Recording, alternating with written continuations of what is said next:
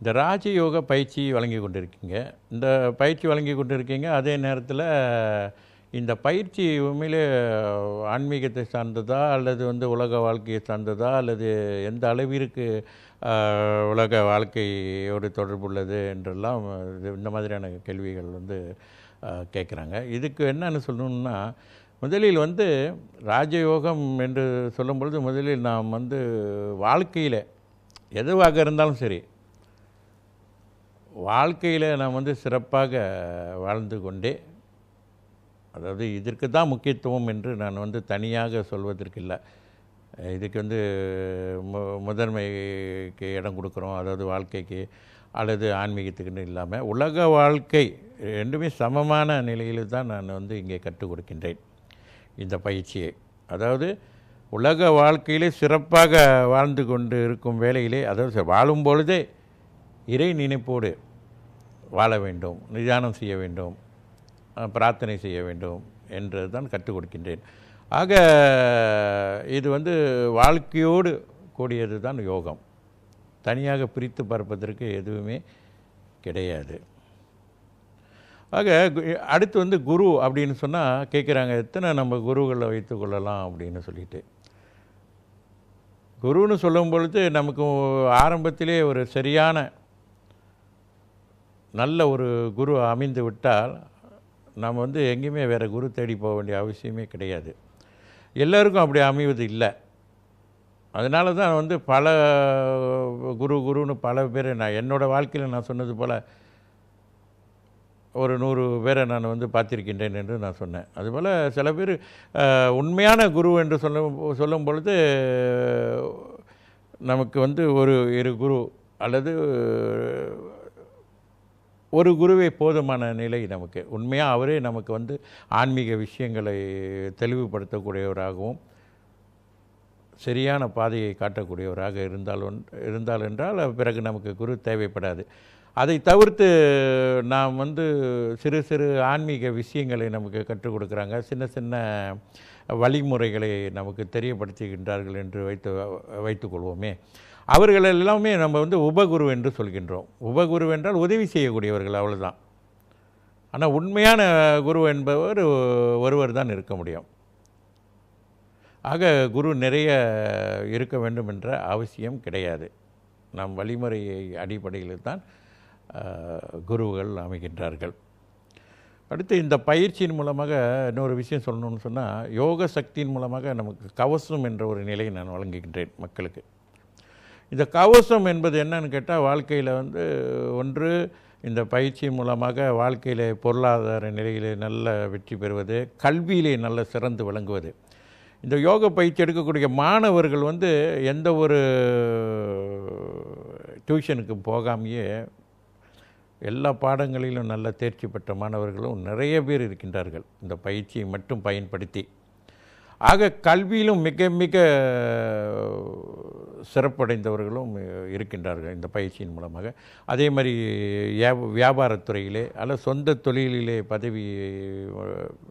பதவி உயர்வு, கலைஞர்கள் நல்ல வாய்ப்புகள், கலைஞர்கள் நிறைய வாய்ப்புகள் வருது. கலை உலகிலும் சிறந்து விளங்குகின்றார்கள். அந்த கலை உலகம்னா பாடல்கள், அடுத்து நடிக்கிறது, அப்புறம் நடனம், இவைகள் எல்லாத்திலையுமே இசைக்கருவிகள் வருது. இது எல்லாத்திலையுமே பயிற்சி எடுத்தவர்கள் முதன்மையாக தான் இருக்கின்றார்கள், உயர்ந்த நிலையில் தான் செயல்பட்டு கொண்டு இருக்கின்றார்கள்.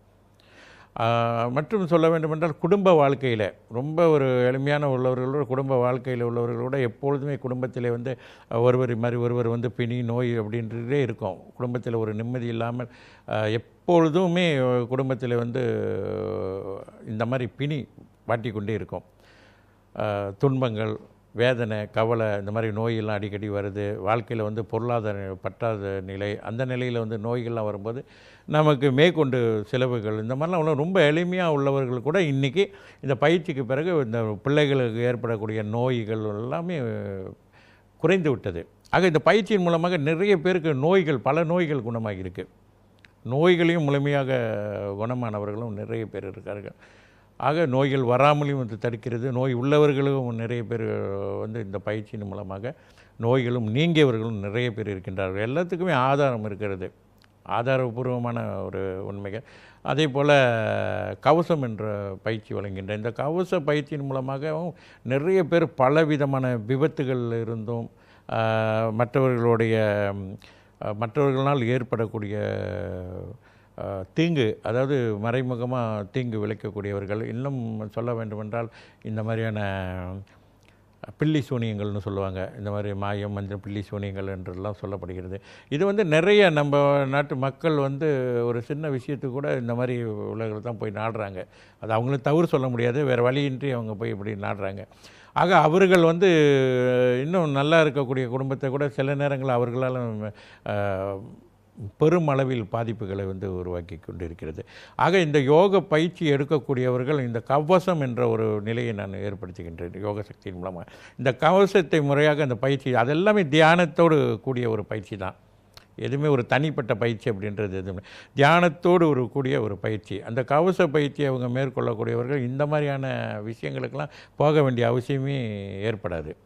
அதாவது சின்ன சின்ன விஷயத்துக்கெல்லாம் வந்து நாம் வந்து மாந்திரிகவாதிகளை போய் பார்க்க வேண்டும், அல்லது வேறு குறி சொல்லக்கூடியவர்களை பார்க்க வேண்டும், அல்ல வேறு இந்த மாதிரியான உதவிகளை நாடி போக வேண்டிய அவசியமே இருக்காது. ஆக எல்லா வகையிலுமே இந்த கவசம் என்பது நிறைய பேர் அனுபவம் சொல்லியிருக்கின்றார்கள். கார் விபத்தில் இருந்து தப்பித்ததும், அதை மற்றவர்களிலிருந்து, அதாவது மற்றவர்கள் தாக்க முயற்சி செய்ததிலிருந்து அவர்கள் வந்து அவர்களை தற்காத்து கொண்ட நிலைகளும், இந்த மாதிரி பில்லி சூனியங்கள் நான் சொன்னது மாதிரி பில்லி சூனியங்கள் எதுவுமே அவர்களுக்கு அந்த பாதிப்புகள் வராத நிலையிலும் பல பேரும் சிறப்பாக வாழ்கின்றார். இன்னும் முக்கியமாக நான் சொல்லணும்னு சொன்னால், இந்த சில அனுபவங்கள் வந்து ரொம்ப அதிர்ச்சியான ஒரு அனுபவங்கள், இந்த யோக சக்தி மூலமாக ஏற்பட்ட அனுபவங்கள்.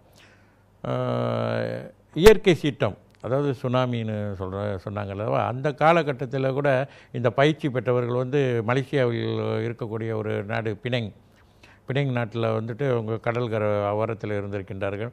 திடீரென்று அவர்களுக்கு வந்து மனதிலே தோன்றியிருக்கிறது, ஏதோ ஒன்று விபரீதம் நடக்க போகுது, என்ன பண்ண அங்கேருந்து அவங்க புறப்பட்டாங்க. புறப்பட்டு சில வினாடிக்குள்ளே வந்து இந்த மாதிரியான நிலைகள் ஏற்பட்டது. சுனாமி வந்து மிகப்பெரிய ஒரு பாதிப்பை உருவாக்கியிருக்கு. இங்கே மட்டும் இல்லை, ஜப்பானில் படிக்க போயிருந்தாங்க இந்த பயிற்சி பெற்றவர்கள். அங்கேயும் அவர்களுக்கு வந்துட்டு இந்த மாதிரியான அனுபவங்கள் கிடைச்சிருக்கிறது.